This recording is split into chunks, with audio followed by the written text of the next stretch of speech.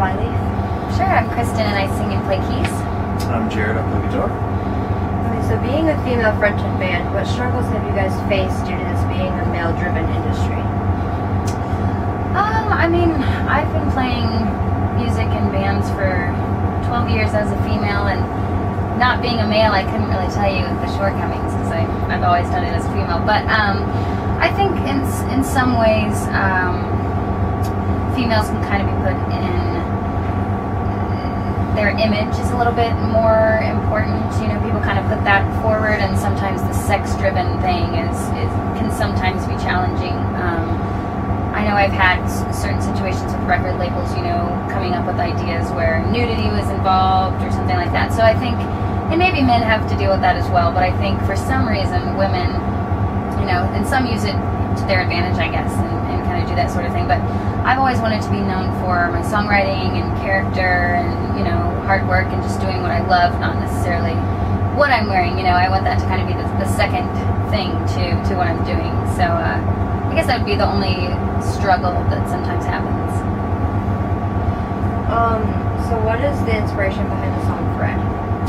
So we actually started that song off first with a riff that Jared had written, and we were in Texas, where they're from, and Pat and Samir and I were just working on different lyrics, and I thought of this "I'm hanging by a thread" kind of thing, and we just talked about what it feels like to be kind of out of control and not feel like you have control of your life, basically, and kind of write a song about what that feels like. And so, I mean, I think there's a message of hope in the song too, but mostly it's just that frustration of feeling like you're hanging by a thread and you're waiting for someone to kind of give you the answers, and it's not happening. So how did you guys come up with a name Between the Stars for the album? That's a good question. I think actually we just based it off, Douglas Hale was our guy who did our artwork for it, and he just came up with all these wonderful, you know, different collages and stuff, and we finally came across the one that we chose. And I mean, for me, Between the Stars, to me it relates to the song Magnetic, because we wrote the lyrics filling up the space between the stars, we are magnetic. And so every song on the album, you know, tells such a story about where we've all been as people and where we are moving forward. And that song is about a connection that you have with someone, you know, and feeling that magnetism to them. And so I think this Between the Stars to me means, you know, that kind of magnetism that we can have with each other and with music, and how powerful that can be. So what is next for you guys after this tour? Well, we'll be touring more. That's mainly what we want to be doing. So you guys have been considered Christian rock, alternative, hard rock, heavy metal, post-hardcore, and emo metal. What do you guys actually consider your sound to be? Rock. Yeah, rock. Rock's it. So what do you guys think makes Between the Stars stand out from other albums? I mean, I think in today's, you know, kind of music situation, the listeners want singles, you know, iTunes, Spotify, all of these things where people want singles. And something that we really wanted to do when we made this album was take it back to when you would listen to an album from front to back.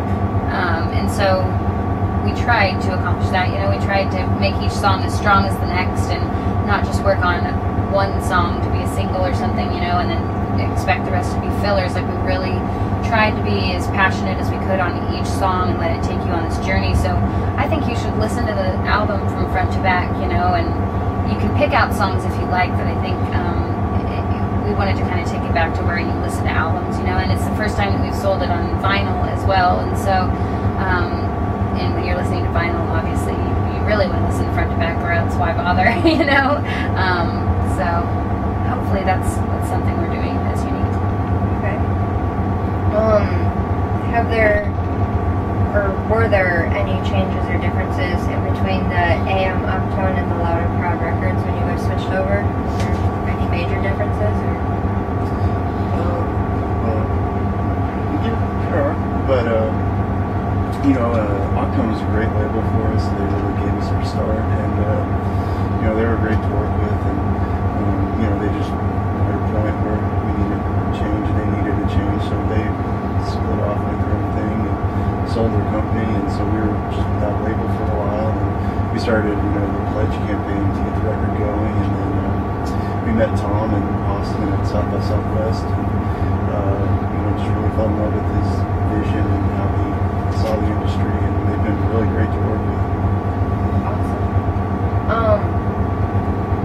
So have you personally received much backlash with you being like the new female front at all? I mean, when I joined the band, it was what probably any, person coming in to a band that had, been working for years on their craft and had a previous lead singer. And I don't know if I was fully prepared, for that, as far as I knew I wanted to join the band, and I was just excited about that. I didn't really think about, will people accept me, So at first it was a little bit of a struggle.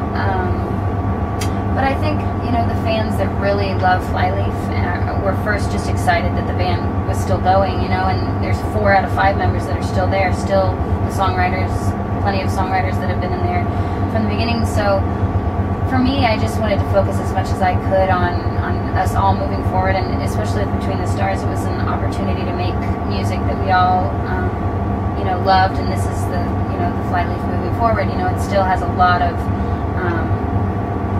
the character of what it was, but any sort of kind of angst or troubles I felt from some people on, the internet not fully backing me, I just put it in a song, and now, honestly, I feel kind of like I'm over it, and the fans that are supporting me, I just focus on them because there are plenty, and I'm just so thankful for them, and that they can see, that they can accept something new, I think is really good. So what was it that actually drew you to want to work with and become part of Flyleaf?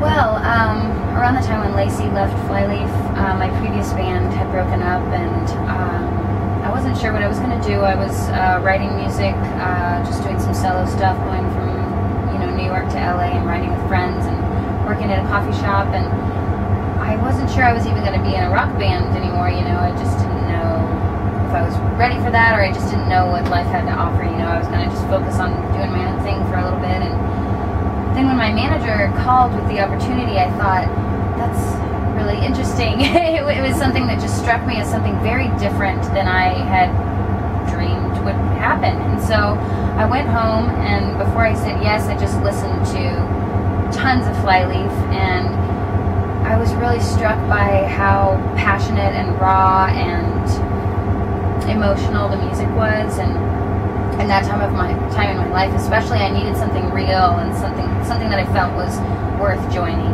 because I had been writing a lot of music and just kind of floating by, to see what was happening, but nothing was really making me feel as passionate as I used to feel about music. And so I thought Flyleaf might be it for me, and so I went out and auditioned, and just one thing kind of led to another, and after I met the guys, I felt like that was really positive, and after we jammed together, it was even better, and so it's just kind of evolving into this really great thing. So have you guys seen any differences between being like a mainstream type band, I guess, and being considered like the rock or the Christian rock? Like, where do you guys feel like you guys fit in more, like the mainstream type thing, or just smaller? Well, we've always been, that was always our goal, to be in the mainstream market, as a priority. So, sometimes we're all Christians, and we've been in the Christian market, and we play Christian festivals, and I don't know. I guess our goal though is to never, just be in the Christian market. We want our music to be for everyone and let it speak for itself. So if you guys could go on a tour with any band at all, who would you guys want it to be? Man, there's a lot of great bands that would be cool to tour with. Foo Fighters would be awesome. Kings of Leon, Radiohead. So individually, what song is out right now that you guys kind of wish that Flyleaf could have written and recorded rather than anybody else? That's a good question. What's number one right now? Yeah, anything that's. Yeah, I don't know. I don't really like listen to songs and think, oh man, I wish I wrote that, you know, because it's so personal to that person, you know. But yeah, it would be great to have some famous song, I guess. So what is one place in the world that you guys have not played yet, but you guys would like to go to? Well, I've never been to. They've been to the UK. I went to Australia and Russia and Japan with them, but I've never been to London or Germany, and I'd love to go over there. Chile, we haven't been there yet. We have a lot of fans there. So what is each of your guys' favorite Flyleaf song lyrically? Marionette, I really love. It really was one of those songs that was inspired just by my situation joining the band and kind of getting out some of that angst of feeling like people were putting me in this box of what they wanted me to be, you know. So I worked, you know, really hard on making those lyrics as good as they could be and relate to people if someone else was feeling that same, you know, feeling of kind of being alienated or being kind of told who they should be, you know. And so just wanting everyone to be themselves, I think. We also have been playing Missing off of Memento Mori on this tour,